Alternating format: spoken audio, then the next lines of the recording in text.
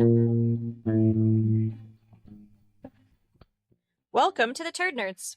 We are the functional gastroenterology podcast discussing all things poop. Before we take the plunge into today's episode, let us tell you a bit about ourselves. I'm Dr. Rebecca Sand, a naturopathic physician and acupuncturist, and I specialize in all things gastroenterology, hormones, and fertility. I'm Dr. Ami Kapadia, and I'm a medical doctor trained in family medicine and functional medicine with a special interest in gastrointestinal health, food and environmental allergies, and autoimmune disease. And I'm Dr. Ilana Gurevich, a naturopathic physician and acupuncturist who is board certified in naturopathic gastroenterology. I specialize in inflammatory bowel disease, IBS, and other functional digestive disorders. Let's jump into today's episode.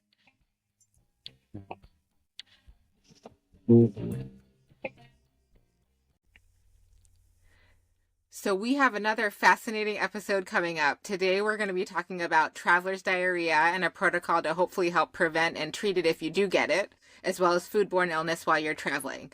So Dr. Gurevich is going to lead us in this discussion. Hi, everybody. So let me give you a little history. The reason why I came up with the protocol is, being really GI specific and GI focused, what you start hearing a lot is, I got really sick when I was, in Bangladesh or in Asia. Usually in Mexico, I feel like, yes. for my patients. I feel like they're really, or backcountry camping, or, I was floating a trip on the river. And what I see as a provider is people come in and everything starts after they get some kind of acute gastroenteritis. Mm-hmm. And what I realized is, I wonder if I can get less people knocking down my door if I just prevented them from getting sick in the first place. Good idea. Great idea. Well, not good for business. Totally. Good for the brings patient. in a lot of business, but we want people Better for the feeling patient. We don't want people getting sick. You know what else it does is you have your people who you had stabilized and they were doing great and they had no issue. Yeah. And then they go to X, Y, and Z and Yeah. now they're back at your door. Now you have to see them weekly again. It's frustrating for patients. And I think a preventative protocol is great rather than waiting for people to get sick. 100%. I tell my patients, I've worked so hard on your gut. You've worked so hard on your gut. And I feel a little protective at this point. Yep. So let's just do some preventative measures. Yep. So then I started looking. Looking at what our mentors do. What did my mentor do, who's a gastro-specialized naturopath? What does the data say? What do we use best for prevention? And then what makes sense to help establish normal physiology within the GI? And I came up with a relatively simple protocol. And, you kind of tweak it as needed for patients. But I came up with a pretty simple protocol. So what are the basics of the protocol? Like, what are the things you're trying to address in prevention for people? So I'm trying to prevent, or I'm trying to utilize the body's natural system for preventing foodborne illness, which happens to be enzymes. Enzymes are part of the structure of how your body naturally deals with prevention of foodborne illness or viral gastroenteritis. B, I'm trying to make sure that the microbiome is as stable as possible.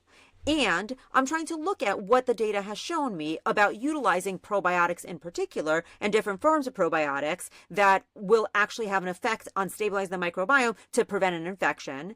And C, I'm trying to potentiate the body's natural immune response by, naturally what the body does is to prevent gastroenteritis is they have immunoglobulins. The immunoglobulins are within the GI tract. They're the things that will A, detect the viral gastroenteritis or the foodborne pathogens, and B, upregulate the immune system and to attack. And then from there we can go and treat. So that's kind of the basis of my protocol. Are you giving this to anybody across the board, the same protocol, or do you sort of pick and choose elements of this depending on who you're treating? Generally, in my experience, I am more likely to use a protocol if you're traveling to a country that has drastically different diet and drastically different bacteria than what you have in your home country. And different filtration systems or lack thereof filtration systems or contamination with sewage water and food and such. That's like a no-brainer. Right. So I'm not necessarily putting people on this protocol if they're going to Western Europe. Canada, Western Europe. But I am putting people on this protocol if you go to, China. Mexico. I have a story when I decided before me and my husband got married, we went on what I call my pre-wedding honeymoon. And we bought, my brother-in-law gave us some tickets to Thailand first class. And so we flew to Thailand. And I never got a viral enteritis or a foodborne pathogen. What I got was slapped in the face, or actually slapped in the gut, with microbiome that was just so different from what I was used to that I had nonstop diarrhea. What I will say is if you're trying to fit into your wedding dress, dysentery will make it happen for sure. We do not condone that as an option, but It was not a comfortable, but I slid right into that wedding dress. And so I started playing around with these protocols. And, you know, I've been at this right now for about 10 years, and I've tried a variety of different iterations of them. The one that I am using now, I think is really effective. And I have a patient, you know, the best that I can do is take my patient's stories since I don't have money to study this like in a proper clinical trial. So I have patient's information, and I have one pair of patients, they're a husband and wife, and they were going like down south somewhere to learn how to surf or kiteboard or something.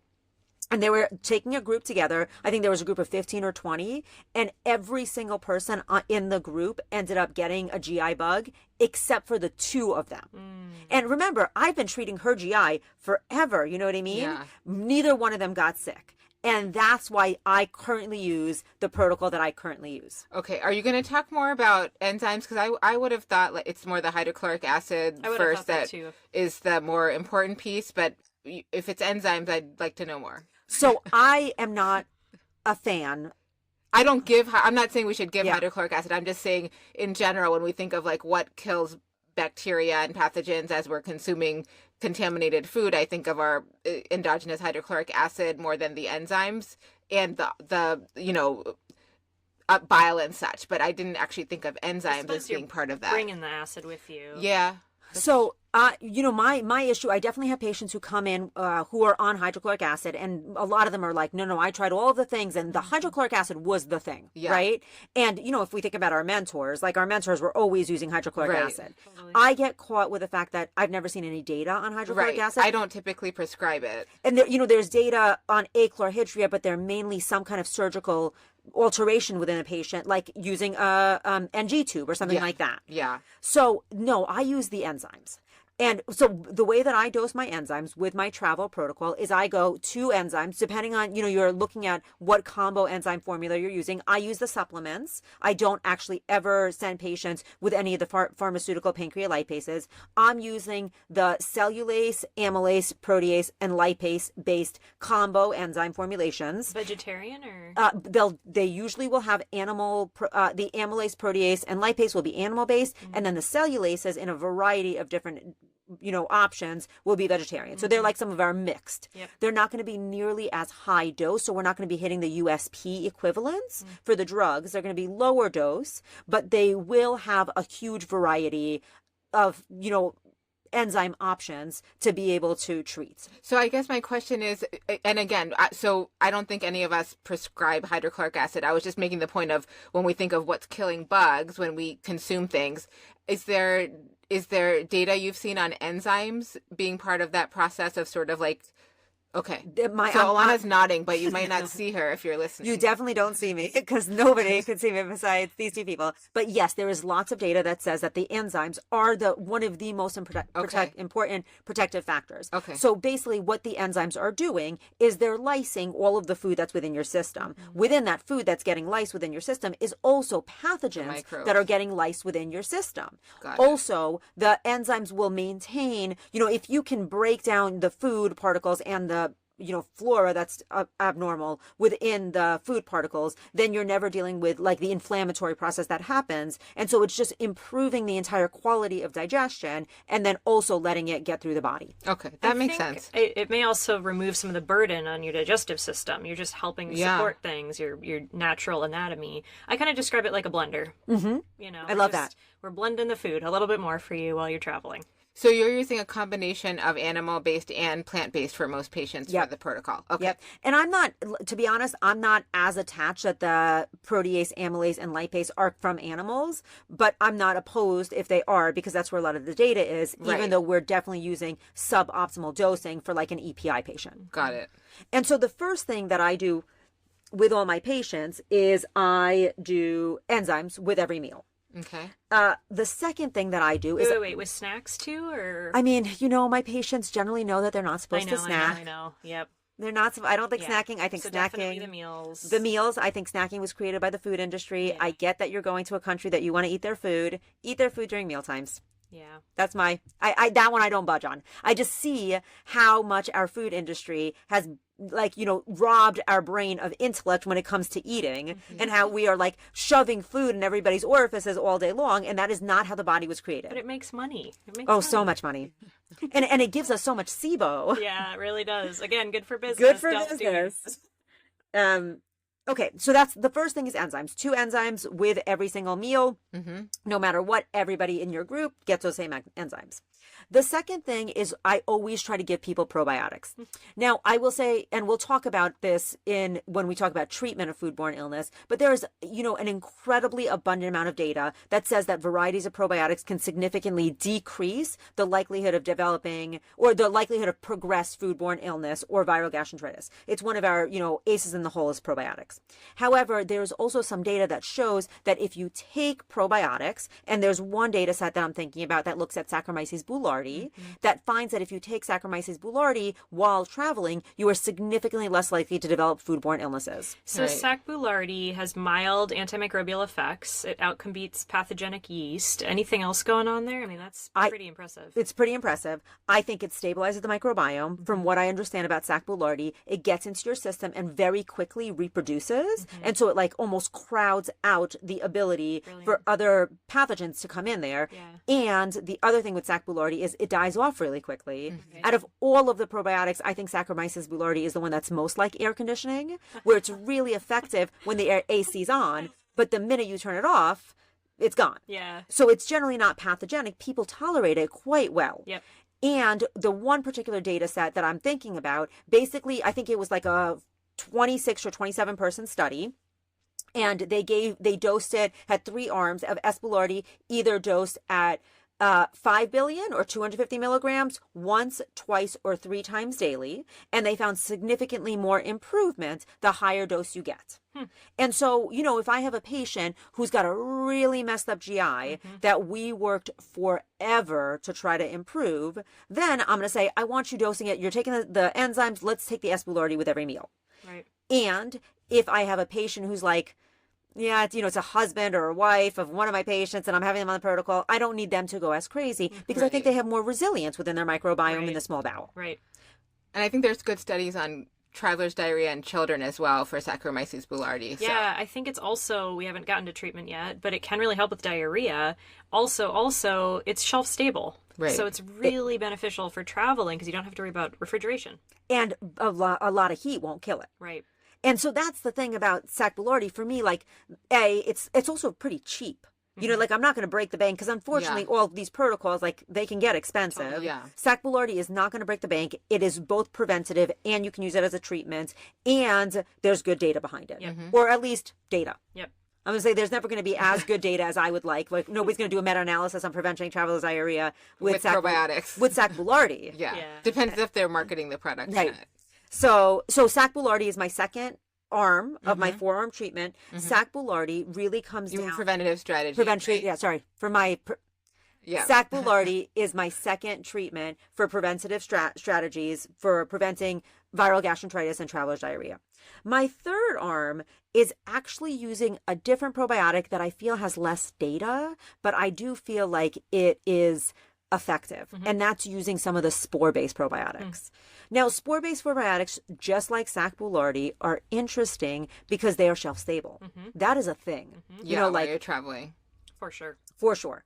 And also, one of the reason why I started adding in the spore-based probiotics is because spores are, they contain themselves within the stomach and they don't actually start opening up and acting on the GI until they get to the small bowel. And then they act on the GI pretty powerfully.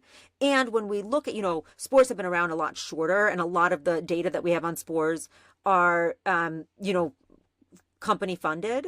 Not all of it though, but it seems like if we can have the spores in there, they seem to also support prevention. A question about that. So the spore-based probiotics are intense, like you said, for people's guts, and sometimes people don't tolerate them super well. Is this one that you may have patients start prior to travel so they're not... I Getting don't, sick while traveling. but that's a great idea. Or at least testing it out to see if they Do a tolerate little it. trial, So they don't think that they're sprinkle. getting traveler's diarrhea when they start taking it. Yeah, because they're potent. They work. Yeah. But I have had patients who were like, that was like a gut bomb. Yeah. They work unless they don't work, and then they don't work, and then Yeah. you're like, why? But you're supposed to work. Yeah, Like exactly. everything And else. there's different products. There's one, there's a product with one spore-based probiotic. There's one with 2. There's one with 4. Yeah. There's one with 5. Yep. So sometimes they just have to find the right one. So it Totally. makes sense to try it before the trip. So that for me, I feel like I'm not as aggressive with dosing the spore-based probiotics as I am with dosing like the Sac Boulardii. Sac Boulardii, I'm always going to be like, what range are you of functional GI? How likely are you the person that's going to get every foodborne illness no matter what? Or are you the person that usually is probably going to be fine? I'm just kind of like hedging my bets a little bit. With spore-based probiotics, I generally am going to say once a day. I don't need you doing it. And, all probiotics, we generally dose them with meals. The reason for that is A, convenience, ease of taking them. And B, because they seem to adjust better on a more basic stomach pH. And so, as you bring food into the stomach, that raises the pH of the acid. And so they seem to be just slightly more stabilized. So the spore-based probiotics, they're generally I'm using them once a day with patients. Okay, that's easy. Nice and easy. On the note of food choices, are you going to be talking about that? Do you counsel patients on food choices? I think it's coming up. Should we talk about are there any other supplements? Yes, there's one other supplement that I use, and then we'll talk about food choices. And then I'll talk about why counseling patients often doesn't work. But it's worth a shot. Okay, so the last arm of my 4-arm protocol is actually immunoglobulins. And I find like immunoglobulins have so much good data behind them. And also it's a little bit of a duh. Like you have more immune system in your GI than you have anywhere else in your body. Most of your immune system comes from the GI, and most of your pathogenicity for a viral gastroenteritis or a foodborne illness is going to come from the GI. Right. So if you can just potentiate the immunoglobulins that you have localized there, then that's really going to make a difference for prevention. Also, spoiler alert, for treatment. Right. Yeah. And so the immunoglobulins, I'll dose those at about 2 grams daily, once a day.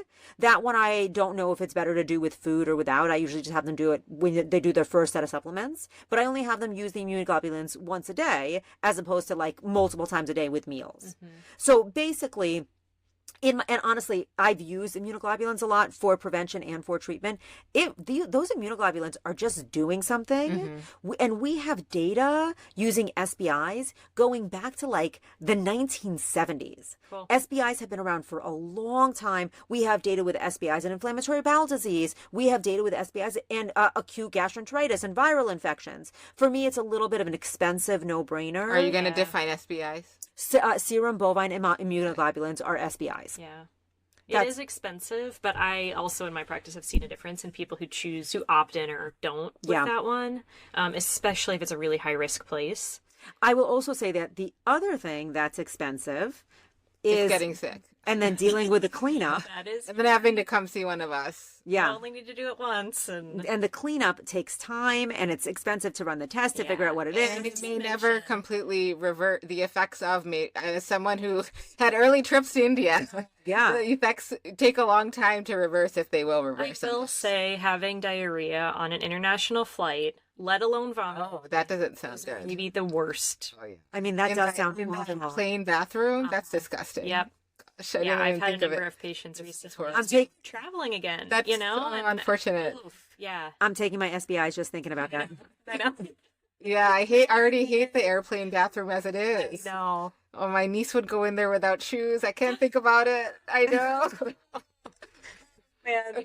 So generally speaking, that is my go-to protocol for prevention. Okay. Let's talk about ways to cancel our patients about diet. Okay, Sure. yeah, that's a big, I think that's a very important reason I don't travel to many third world countries. Yeah. In hindsight, we probably should have started with diet, Yeah. but we jumped into supplements So first. I ask my patients when they do come to me with food poisoning, because people definitely go and eat whatever, even against my guidance. I always ask them. Wait. They don't follow every single word you tell them? No, I know, big shocker. But I do try. And when people come to me and they're like, "Yep, you told me I got sick and wherever," I always ask people what they think they got sick off of, because people know a lot of times. And almost 100% of the time, it's seafood or veggies. So they're like, I'm pretty sure it was the Like a onions salad. on that street taco. It wasn't. I can see that. Yeah. Yeah, and you know how you know? Yep. You know, like it was definitely the cilantro. Yeah, you know? yeah. So, you know, it's the raw veggies washed in the local water. Yep. I only buy cilantro that's from the U.S. Yeah. You guys. I check the label. I don't. We always have cilantro in my fridge. I learned that from one of our shared mentors. Can I also just put a quick plug on, I have figured out how to maintain cilantro for more than 3 days. Really? Oh, I need to know That's because I another always want podcast cilantro. episode. Yeah. So I will just say the trick to maintaining cilantro is buying it and putting it in a jar in the fridge with water. Yeah. Oh, Yeah, and a bag over Yeah. it. Yep, I do in know a that jar with water with In a a- bag over it. with Do a you clean plastic it bag. first or no? You don't. Doesn't matter. I mean, in water, like sure. a plant. It's the U.S. And then do you put a rubber band around it? or No, just I just put the plastic bag. on There's, it? my Okay. cilantro will last for weeks. You're Great. even actually growing it. You don't grow it in the Pacific Northwest. I mean, you can grow it in the Pacific Northwest. The trick to growing it in the Pacific Northwest is cutting it as soon as it's ready because it bolts the second the temperature gets too hot. Yeah. Well, Delicate try little putting it in the fridge in a jar of water with a plastic. With a plastic bag. Yeah. It will last for like Okay. weeks. Yeah. So That- you I use mean, cilantro before you. My parents can make it. My mom can make it last for weeks, but it's much more involved protocol. Yeah. Wow. So this sounds easier. Okay, so raw veggies that are washed in the local water. I definitely agree. Fruit that cannot be peeled. Don't do it. Wouldn't do it. And I agree on the seafood also. Even cooked seafood? Yeah. I mean, I don't know. Do you cook seafood all? Well, you got to check the temp. I don't know if they're checking the temp. They're not checking the temp. They got to get. You I got to get the cook temp a lot of up. seafood, so I don't know. But it's. I mean, also you know when it's seafood. I will say as a whole, I'm always a little bit weary about ice. Ice is Yeah. a big Oh one. yeah, ice is a problem. Yep. I'm also weary. You know, street food, I go back and forth. We're having this time in history where street food, we're having a huge resurgence of street food. If it's hot, you know, But let's be honest, I don't think that street food, you can maintain the same hygienic standards as if you're in a restaurant. it's true. Like they don't have as much access to running water. The water might not be as clean. However, it's delicious. And if it's, fried in oil, I generally actually don't worry about it. Yeah, my friend Allison, if she's listening, took her to India about 20 years ago. Told her don't do it. She got a mango lassi from this really unfortunate looking pot on the street, but she recovered quickly. Allison recovered. And that is the other thing. Like generally speaking, lots of people will recover quickly, it but will. maybe not the people who are listening to this podcast because you're probably listening because you're not recovered. Yes. You don't really care. A healthy GI is a GI that you comes and goes. and talks to you when you're hungry Yeah. and talks to you when you have to poop, and the rest of the time you don't pay attention to it. Right. So you're not listening to turd nerds because you know what I mean. Like In your spare time. right. So probably if you're listening as a patient to this podcast, do the whole protocol and don't mess around. Yeah. And if you're not listening to this podcast, do whatever you want. Yeah, Eat true. your street food. Yeah. Okay, so did we? Yeah, and salads, obviously. Salads, you don't want to yeah. eat No, just don't. raw salads. Yeah. Anything cooked, like in India, my aunt takes us to Sizzler. Oh. Sizzling hot plates of food. So the only place I'll eat out is like we eat at home or we go to Sizzler. It's not actually Sizzler like in the U.S., but it's a steaming hot cast iron Love it. plate of food, and I will not eat out anywhere else. I am generally pretty comfortable eating out when I'm abroad, and my rule is generally cooked. I Yeah, will not. cooked. Exactly. But are you going to third world countries? I would love to. It's just been a second, ever since I had the kids. Cooked, and I will throw in a bid for where the locals are eating. When I lived in China, that was essential. Don't go to the touristy place. I got really sick in China. Yeah, eat Me where too. the people are eating, and if you don't speak the language or don't know what to order, point to the bowl of something that everyone else is eating and eat that. That is a great trick. That is the Yeah. trick. That is what you should do. I didn't get sick. I Yeah. didn't get sick. So I went to China. I taught English there for Oh, a bit. I didn't know that. I taught English there for a bit, and I got really, really sick when I was in China, and I was with a program. So they actually brought in an acupuncturist herbalist, and that was the first time I had ever been exposed to Chinese herbs Yeah. as a potential treatment. Yeah. And it was maybe the stupidest magic I've ever been exposed to. Worked? Oh my God, I was miserable. I was cramping. Yeah. I was nauseous. I felt like death. Like death would have been welcome. I felt so Yeah, bad. yeah. And I drank 2 rounds of the herbs. Yeah. And I was like 80% better. That's great. And then I was, fast forward many years later on my pre-wedding honeymoon with my husband.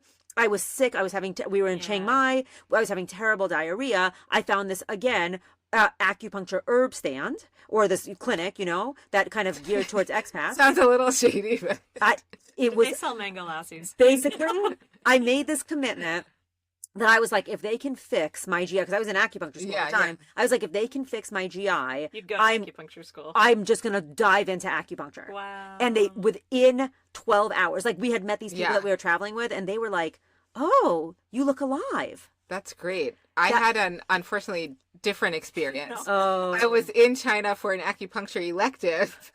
Oh, cool. And 2 weeks in, 3 weeks in, not good. I don't know what, I think it was the eggplant, but the eggplant Or was the cooked. microbiome in the country.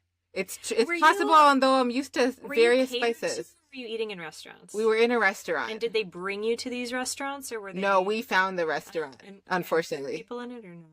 I don't remember all this. I mean, that is a very good litmus test. Were there? I should have looked for like people that were there living there, but there was a group of us.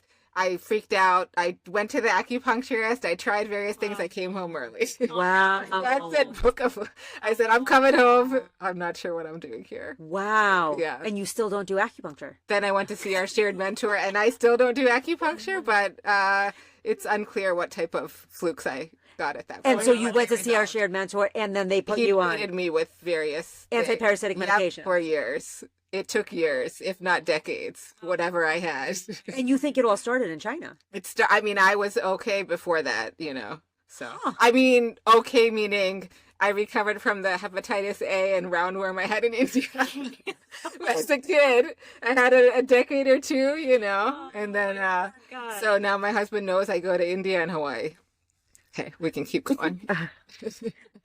So I think that is my protocol. Do you guys have anything to add? I think that's a great protocol, and I should start using that instead of just thinking about why is everyone coming back from Mexico with bugs. So with my patients, so I need to start using this with more people. All of my people, the minute they tell me they're traveling, I'm like, oh, I got a protocol. I got a protocol. And I tell people, and for those who don't know, I was Ilana's resident in the past, so I am familiar with this protocol and I have used it.